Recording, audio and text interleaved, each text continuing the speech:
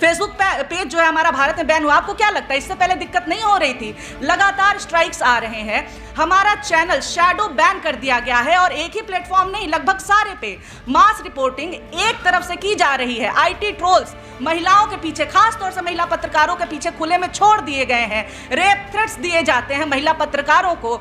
मेरे घर वालों तक के ये लोग नंबर, फोटोज कि तुम्हारा बाप ये है, तुम्हारा भाई ये लोग लेकर के आ जाते हैं। ये कौन लोग हैं? ये लोग आईटी एक्ट के तहत नहीं आते। लेकिन आज के समय में अभी दिक्कत ये है कि अपराध करना अपराध नहीं है, अपराध को एक्सपोज करना अपराध है और यही कारण है कि हमें ही अपराधी बनाया जा रहा है। अगर अपराध होता तो अपराधी संसद में ना होते, अपराधी जाके मंदिरों में वीआईपी दर्शन नहीं कर रहे होते। लेकिन अपराध ये है कि हम पत्रकारिता कर रहे हैं कि कैसे अथॉरिटी स्टैब्लिश होती है कि बॉस अगर एक आदमी को डांटा तो वो अपनी घर पे आके बीवी को डांटेगा और वो आकर के बच्चे पे। तो यहाँ पे इंटरनेशनल प्रेशर्स भी दुनिया भर के हमारे ऊपर पड़ रहे हैं, सवाल उठ रहे हैं। तो फिर किसके ऊपर वो सारी चीजें निकाली जा रही हैं?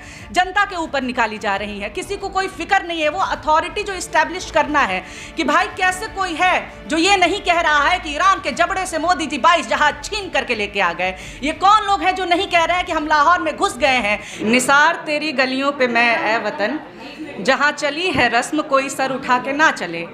नमस्कार, मैं हूं निवेदिता, मैं पॉलिटिक्स परिवार का हिस्सा हूं, एक पत्रकार हूं इसलिए आज यहाँ पे हूं। और जितने भी पत्रकार हैं वो आज यहाँ पे हैं क्योंकि सबको नजर आ रहा है कि चल क्या रहा है। अचानक से रात में 2 बजे मैसेज आता है कि आपका अकाउंट भारत में बैन कर दिया गया है। ऐसा हम क्या कर रहे थे कि हमारा अकाउंट रातों रात बैन कर दिया जाता है? हमारे साथ साथ नेशनल दस्तक, राजीव निगम जी, ऐसे कई पेज, 4 PM का यूट्यूब पेज डाउन करा दिया जाता है, भारत में बैन किया जाता है। हम क्या कर रहे थे? हम कह रहे थे कि देश में अपराध हो रहा है, देश में परेशानियां हैं। लेकिन आज के समय में अभी दिक्कत ये है कि अपराध करना अपराध नहीं है, अपराध को एक्सपोज करना अपराध है और यही कारण है कि हमें ही अपराधी बनाया जा रहा है। अगर अपराध होता तो अपराधी संसद में ना होते, अपराधी जाके मंदिरों में वीआईपी दर्शन नहीं कर रहे होते। लेकिन अपराध ये है कि हम पत्रकारिता कर रहे हैं। हमने क्योंकि ये नहीं कहा कि हाँ हम लाहौर में घुस गए हैं, हमने कहा कि जनता को नुकसान हो रहा है, जनता के बारे में सोचिए, जनता परेशान हो रही है। क्योंकि हमने ये नहीं कहा कि हम जो है सबसे ज़्यादा मजबूत हैं, हमने बताया कि हमें दिक्कतें हो रही हैं। हमने ये नहीं कहा कि भाई गैस की कोई दिक्कत नहीं, अफवाह है। हम ग्राउंड पे गए और हमने ग्राउंड से दिखाया कि अफवाह उन्हीं को लग रहा है जो स्टूडियोज़ में बैठे हुए हैं, जो कि जनता के बीच में नहीं जाते हैं, जो करोड़ों के मंचों पे बैठ करके कहते हैं कि कोई दिक्कत नहीं है, सब अफवाह है। जनता की तकलीफें अफवाह हैं क्या? सीधा सा सवाल ये मेरा सरकार से है कि जनता की परेशानियां आपको क्यों नहीं नजर आती हैं? जब चुनाव आते हैं तब लंबे चौड़े दावे किए जाते हैं, चुनाव बीतते ही फिर क्या होता है? कुछ नहीं होता है। आज एक बार फिर से पलायन की स्थिति हो गई है। अगर अफवाह है परेशानियां लोगों की तो फिर पलायन की स्थिति क्यों बनी है?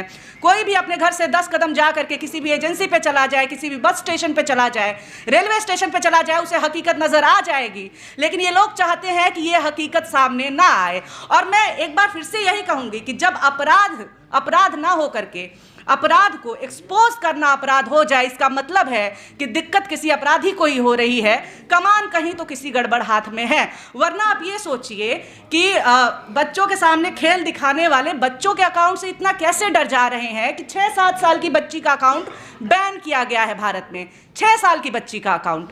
ये कौन लोग हैं? ये इतना क्यों डर रहे हैं? क्योंकि एक साइकोलॉजी में, नीरज सर हम लोग को एक चीज़ पढ़ाई जाती थी कि कैसे अथॉरिटी इस्टेब्लिश होती है कि बॉस अगर एक आदमी को डांटा तो वो अपनी घर पे आके बीवी को डांटेगा और वो आकर के बच्चे पे। तो यहाँ पे इंटरनेशनल प्रेशर्स भी दुनिया भर के हमारे ऊपर पड़ रहे हैं, सवाल उठ रहे हैं। तो फिर किसके ऊपर वो सारी चीज़ें निकाली जा रही हैं? जनता के ऊपर निकाली जा रही हैं। किसी को कोई फिक्र नहीं है। वो अथॉरिटी जो इस्टेब्लिश करना है कि भाई कैसे कोई है जो ये नहीं कह रहा है कि ईरान के जबड़े से मोदी जी 22 जहाज छीन करके लेके आ गए। ये कौन लोग हैं जो नहीं कह रहे हैं कि हम लाहौर में घुस गए हैं? ये लोग कौन है जो ये नहीं मान रहे कि हाँ भाई नासा ने बोला है कि बेस्ट हैं ये लोग। ऐसे लोगों को टारगेट किया जा रहा है, बार बार लगातार किया जा रहा है। फेसबुक पेज जो है हमारा भारत में बैन हुआ, आपको क्या लगता है इससे पहले दिक्कत नहीं हो रही थी? लगातार स्ट्राइक्स आ रहे हैं। हमारा चैनल शैडो बैन कर दिया गया है और एक ही प्लेटफॉर्म नहीं, लगभग सारे पे मास रिपोर्टिंग एक तरफ से की जा रही है। आईटी ट्रोल्स महिलाओं के पीछे, खास तौर से महिला पत्रकारों के पीछे खुले में छोड़ दिए गए हैं। रेप थ्रेट्स दिए जाते हैं महिला पत्रकारों को। मेरे घर वालों तक के ये लोग नंबर, फोटोज कि तुम्हारा बाप ये है, तुम्हारा भाई ये लोग लेकर के आ जाते हैं। ये कौन लोग हैं? ये लोग आईटी एक्ट के तहत नहीं आते। वो लोग जो कि रेप थ्रेट देते हैं, जो कि जान से मारने की धमकी देते हैं, वो आईटी एक्ट के तहत नहीं आते हैं। लेकिन जो लोग ये कहते हैं कि जनता परेशान है सर कुछ कीजिए, उनको आईटी एक्ट में ला करके ये लोग और कहते हैं कि चलो इनका मुंह बंद करा दो। तो अभी तो यही चल रहा है हमारे साथ। लेकिन अगर इनको लग रहा है कि ये डर जाएंगे, तो डरना तो है नहीं, क्योंकि सरकारें आती जाती रहती हैं, जनता बनी रहती है, नेता आते जाते रहेंगे, पत्रकारिता बनी रहेगी, क्योंकि पत्रकारिता जिंदाबाद थी, है और रहेगी। वैसे ही पॉलिटिक्स जिंदाबाद था, जिंदाबाद है और जिंदाबाद रहेगा। बहुत शुक्रिया। और #सपोर्ट पॉलिटिक्स, #सपोर्ट जर्नलिज्म।